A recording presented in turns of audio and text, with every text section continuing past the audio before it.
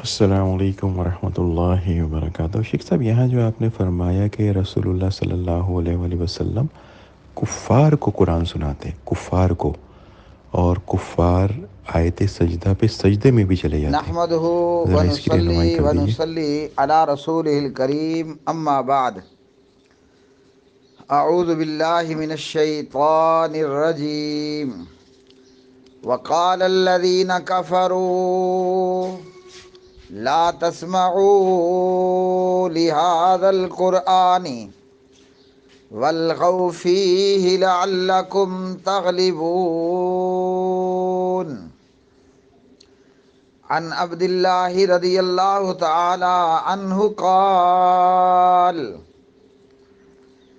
اول سورۃ انزلت فیہا سجدۃ والنجم قال فسجد رسول اللہ صلی اللہ علیہ وسلم وسجد من خلفہ الا رجلا رأيته أخذ كفا من تراب فسجد عليه فرأيته بعد ذلك قتل كافرا فرأيته بعد ذلك قتل كافرا وهو أمية بن خلف، رواه البخاری۔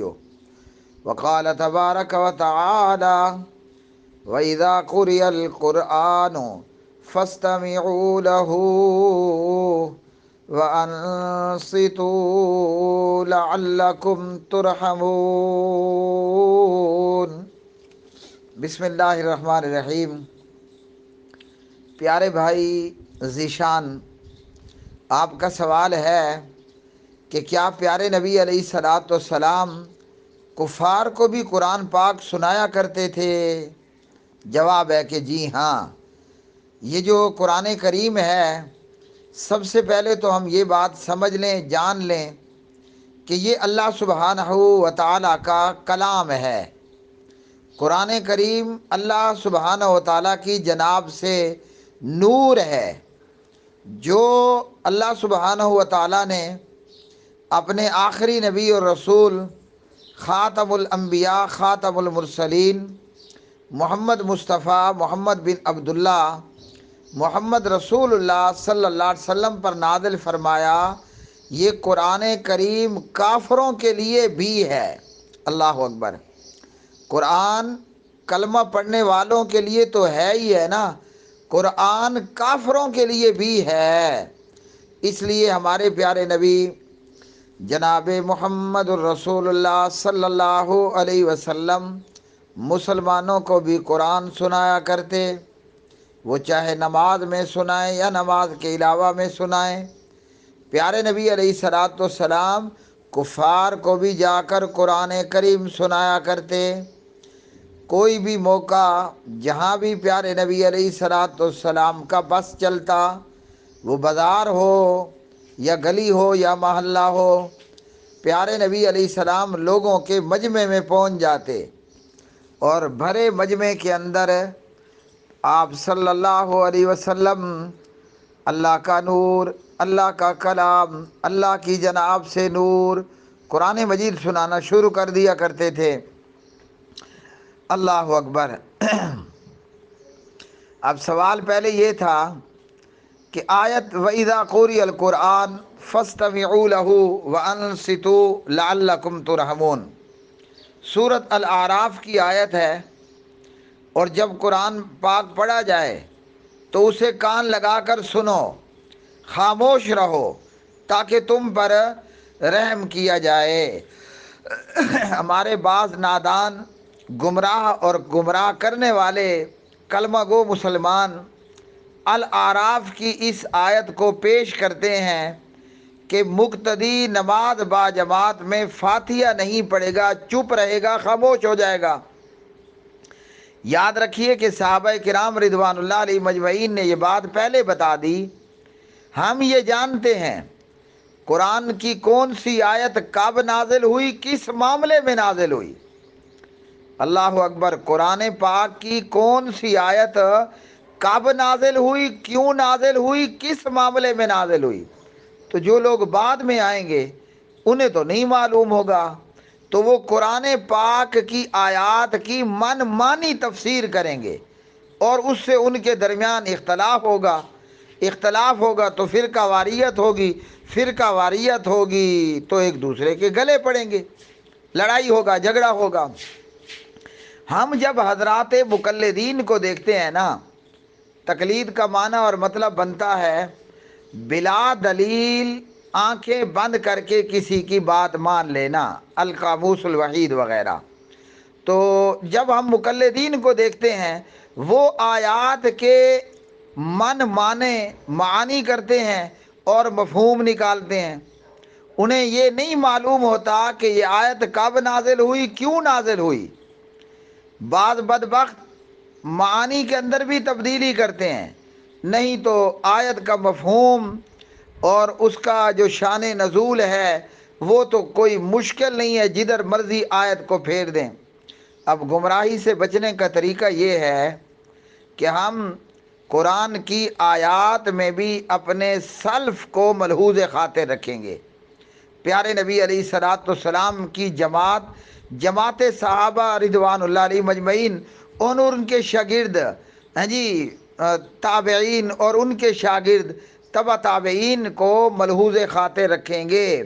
قرآن کی آیات میں بھی ہمیں محمد رسول اللہ صلی اللہ علیہ وسلم کے صحاب کی پیروی کرنی ہوگی، ورنہ من مانا مفہوم نکالا، ادھر نکالا ادھر گمراہی کے گرے میں گر گیا۔ تو آج میں ایک ساتھ کئی باتوں کو ایکسپلین کروں گا، وضاحت کروں گا، انشاءاللہ جس کے دل کے اندر عناد اور بغض نہیں ہوگا وہ ضرور سمجھ پائے گا۔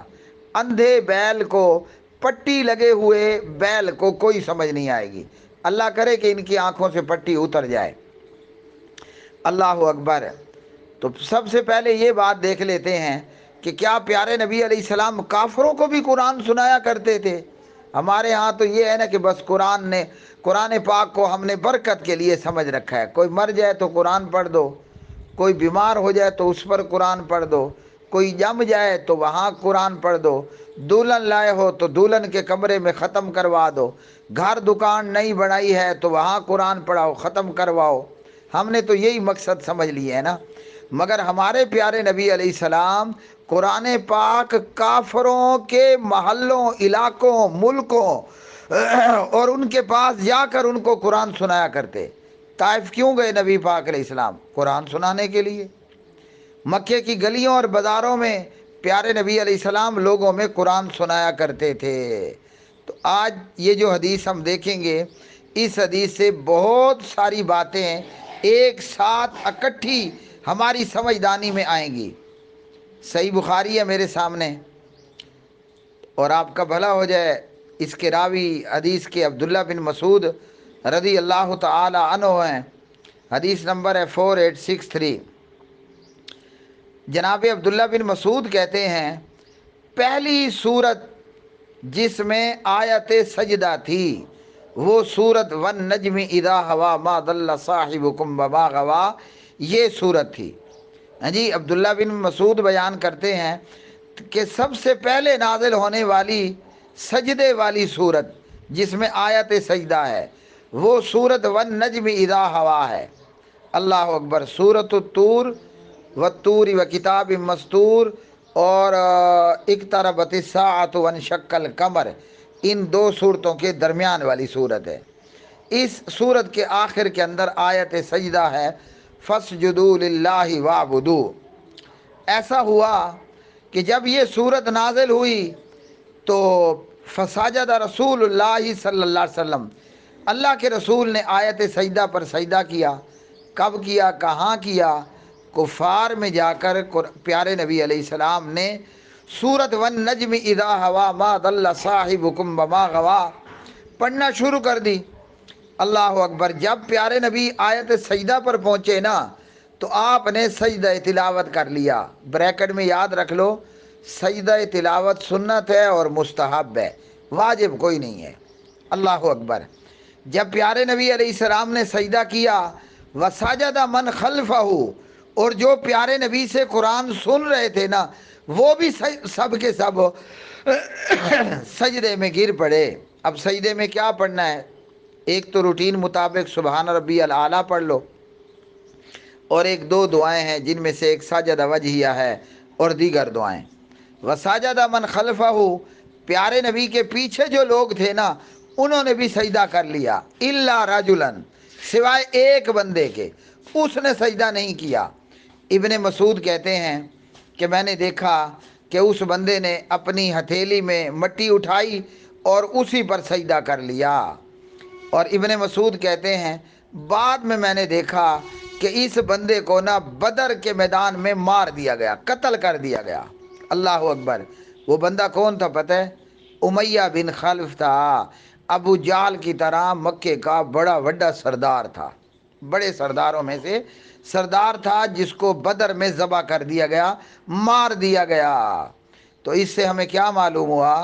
پیارے نبی علیہ السلام کافروں کو بھی قرآن سناتے، مسلمانوں کو بھی قرآن سناتے۔ اچھا، مزے کی بات کیا ہے؟ اللہ اکبر، جب مسلمان پیارے نبی کی اطاعت میں سجدہ کرتے تو قرآن اپنا ایک اثر رکھتا ہے نا، اس لیے کافر لوگوں کو قرآن نہیں سننے دیتے تھے، نہ کوئی قرآن سنے گا تو نہ کوئی مسلمان ہوگا۔ اللہ اکبر۔ آج بھی قرآن کریم کی یہ تاثیر ہے، قرآن لوگوں کو سنانا شروع کر دو، قرآن کی تعلیم کو عام کرو، لوگ اپنے آپ ہدایت پر آئیں گے۔ لیکن ہم نے کلمہ پڑھنے والوں نے کیا کر رکھا؟ قرآن صرف برکت کے لیے ہے، آگے فضائل اعمال لے آؤ۔ قرآن پاک صرف برکت کے لیے ہے، آگے نہ آپ فیضان سنت کو لے کر آؤ۔ قرآن پاک صرف برکت کے لیے ہے، آگے عالمگیری، ہدایہ اور قدوری لے آؤ۔ انا للہ و انا الیہ راجعون۔ یہ امت ہلاک نہیں ہوگی تو کیا ہوگا؟ اللہ اکبر۔ تو پیارے نبی علیہ السلام کافروں کو بھی قرآن سناتے۔ اس موقع پر جتنے کافروں نے حضور صلی اللہ علیہ وسلم کی تابع داری میں سجدہ کیا، اللہ نے بعد میں سب کو اسلام کی دولت سے مالا مال کر دیا۔ اور امیہ بن خلف لعنتی، اس نے سجدہ نہیں کیا، کافر ہو کر قتل کر دیا گیا۔ اچھا جی، اسی طرح ہمارے پاس ہیں عبداللہ ابن عباس رضی اللہ تعالیٰ عنہما، یہ مفسر قرآن ہیں، نبی پاک علیہ السلام کے پتریر ہیں، کزن، چچا زاد بھائی ہیں۔ عباس بن عبد المطلب رضی اللہ عنہ کے فرزند ہیں اور قرآن کریم کے مفسر ہیں۔ عبداللہ بن عباس آخری عمر میں نابینا ہو گئے اور ان کی قبر مبارک طائف میں ہے۔ ان کی مسجد ابن عباس کے تقریباً شاید بیک میں ہو جاتی ہے، پیچھے کو ہو جاتی ہے، مسجد سے باہر ہو کر۔ عبداللہ بن عباس کہتے ہیں سجد النبی صلی اللہ علیہ وسلم بالنجم، اللہ کے رسول نے سورۃ والنجم اذا ہوا کو تلاوت کیا، پڑھا، تو سننے والوں میں کافر بھی تھے، مسلمان بھی تھے۔ وسجد معہ المسلمون، مسلمان حضور کو دیکھ کر سجدے میں گر گئے۔ والمشرکون، جو کافر قرآن سن رہے تھے وہ بھی حضور نبی کریم علیہ السلام کو دیکھ کر سجدے میں گر گئے۔ والجن والانس، انسانوں نے بھی سجدہ کیا اور جنوں نے بھی سجدہ کیا۔ اس موقع پر جو جنات قرآن سن رہے تھے وہ بھی سجدہ کرنے لگ گئے، مسلمانوں نے بھی سجدہ کیا، کافروں اور مشرکوں نے بھی سجدہ کر دیا۔ وہ مشرک ہو کر حضور کی تابع داری میں سجدہ کرتے ہیں۔ مجھے بہت افسوس ہوتا ہے اس کلمہ پڑھنے والے مسلمان پر جس کو حدیث بیان کرو اور وہ بے وقوف آگے سے گئے۔ ہم حنفی المسلک ہیں، ہم حضور کی حدیث پر عمل نہیں کریں گے۔ ظالموں، پھر کلمہ تو تبدیل کرو، کلمہ محمد الرسول اللہ صلی اللہ علیہ وسلم کا اور پیارے نبی کی حدیث پڑھ کہو ہم فلانے مسلک کے متعلق ہیں، ہم پیارے نبی کی حدیث نہیں لیں گے۔ شرم سے ڈوب مرنے کا مقام نہیں ہے۔ کلمہ حضور کا پڑھتے ہو اور حضور کی حدیث پر کہتے ہو ہم کسی اور مسلک کے ہیں، تو سیدھا دین تبدیل کر لو نا، ہم کسی اور دین پر ہیں۔ نہ رہے بانس تے نہ بجرے بانسی، نہ ڈھولا ہوسی تے نہ رولا پوسی۔ تو ان دونوں حدیثوں سے آپ کو معلوم ہوا کہ پیارے نبی علیہ الصلوۃ والسلام کافروں کو بھی قرآن سنایا کرتے تھے۔ اچھا، جب کافروں کو قرآن سناتے تو لوگ حضور کے ساتھ سجدہ کرتے، مسلمان بھی ہو جاتے۔ قرآن ان پر اثر کر رہا ہے نا، تبھی تو وہ سجدے میں گر جاتے۔ اب سورۃ حامیم السجدہ سورۃ فصلت کے اندر ہے، وقال الذین کفروا لا تسمعوا لهذا القرآن، کافروں نے جب دیکھا نا کہ لوگ تو قرآن سن کر مسلمان ہوتے جا رہے ہیں، آج بھی یہی حال ہے، وہ تو کافر تھے نا، آج کلمہ پڑھنے والے کو ڈر ہے، اگر لوگوں میں قرآن پاک اور بخاری مسلم کی تعلیمات عام ہو گئیں تو لوگ تو دھڑا دھڑ اہل حدیث ہو جائیں گے، اس لیے وہ تو کہتے ہیں قرآن مت پڑھو، قرآن کا ترجمہ مت پڑھو۔ آپ کو یوٹیوب پر ایسے کئی کھوتے نظر آئیں گے جو لوگوں کو قرآن پاک کا ترجمہ پڑھنے سے روکتے ہیں جی، کیوں؟ جیسے کل کوئی قرآن سن لیتا کافر نہیں رہتا، اللہ کی قسم آج اگر کوئی قرآن سن لے وہ مقلد نہیں رہے گا، تو وہ کہتے ہیں قرآن پاک کا ترجمہ مت پڑھو، آپ نہ بس فضائل اعمال میں لگے رہو، جھوٹے قصے کہانیاں پڑھ کر زندگی خوار کر دو، ہیں جی، سمجھو کہ ہم جناب جو ہے وہ ہدایت پر ہیں، تو یہ سراسر بے وقوفی ہے۔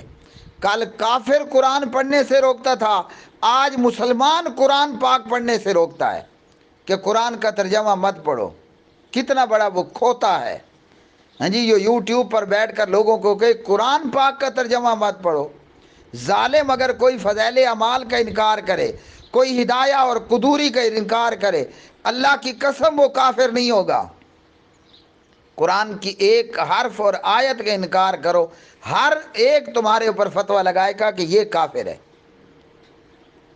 تو تم کافروں کی طرح لوگوں کو قرآن پاک پڑھنے سے روکتے ہو کہ قرآن مجید کا ترجمہ مت کرو، تمہیں ڈر ہے کہ تمہاری جھوٹی دیوبندیت، بریلویت، حنفیت کا جنازہ نکل جائے گا، روک سکو تو روک لو، ہاں جی، تبدیلی آ نہیں رہی، تبدیلی آ چکی ہے۔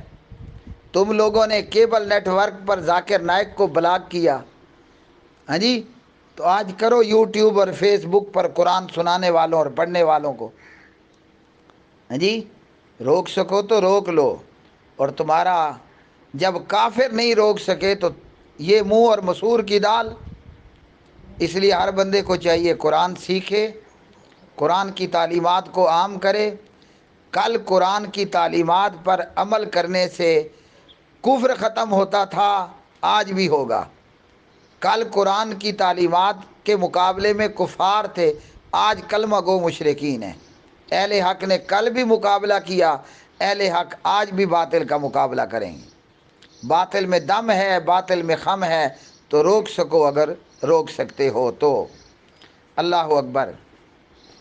تو جو کافر لوگ تھے نا وہ مسلمان ہو رہے تھے، یہ عتبہ، شیبہ، امیہ بن خلف، ابو جال، یہ جو مکہ کے سردار تھے نا، سردار، اللہ اکبر، تو ان سرداروں نے بیٹھ کر میٹنگ کی، لا تسمعوا لهذا القرآن والغوا فیہ لعلکم تغلبون، نہ قرآن سنو نہ قرآن سننے دو۔ اب پیارے نبی علیہ السلام اگر مسلمانوں کو نماز پڑھا رہے ہیں نا، کافر وہاں بھی شور و غل کرتے، اور پیارے نبی علیہ السلام لوگوں میں، بازاروں میں قرآن سنا رہے ہیں تو کافر وہاں بھی شور کرتے تھے۔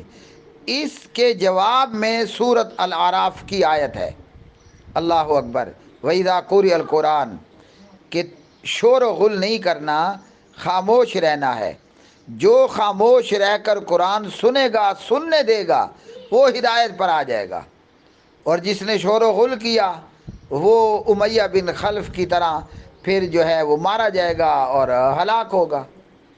اللہ اکبر، اللہ اکبر۔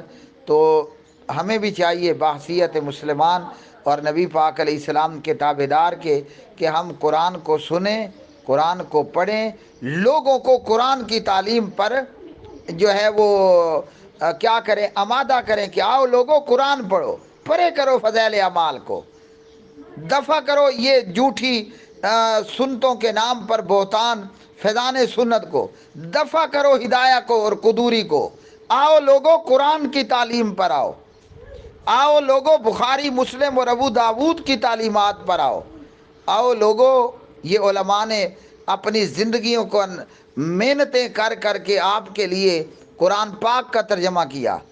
اللہ سبحانہ و تعالیٰ شاہ برادران پر اپنی رحمت فرمائے۔ وہ شاہ ولی اللہ محدث دہلوی ہوں یا شاہ عبدالحق محدث دہلوی ہوں، یا شاہ سید اسماعیل شہید ہوں، یا سید احمد بریلی شریف ہوں رحمہم اللہ تعالی، ان لوگوں نے محنتیں کر کے آپ کو قرآن آپ کی زبان میں پہنچا دیا۔ ہندی بولتے ہو تو ہندی میں ہے، اردو سمجھتے ہو تو اردو میں ہے، انگریزی آتی ہے تو انگریزی میں ہے۔ آؤ لوگوں، قرآن کو لے کر قرآن کی تعلیمات کو عام کرو، دفع کرو، پرے کرو، دور کرو ان مصیبت زدہ کتابوں کو، وہ فضائل اعمال ہو، فیضان سنت ہو، ہدایہ ہو، قدوری ہو، جو بھی یہ بلائیں ہیں ان کو پرے کرو، قرآن کی تعلیم کو عام کرو۔ جو تمہیں کہے قرآن کا ترجمہ مت پڑھو، فضائل اعمال پڑھو، سمجھ لو کہ یہ امیہ بن خلف کا تابع دار ہے۔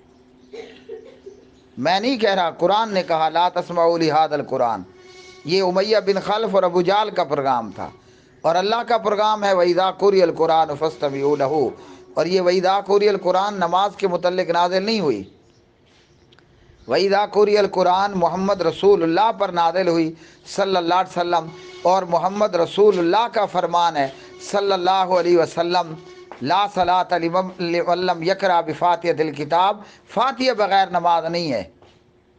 اور محمد رسول اللہ کا یہ آپ کی ہی تعلیم ہے صلی اللہ علیہ وسلم کہ جس نے نماز پڑھی اور فاتحہ نہیں پڑھی اس کی نماز ناقص ہے، ناقص ہے، غیر تمام، نامکمل ہے۔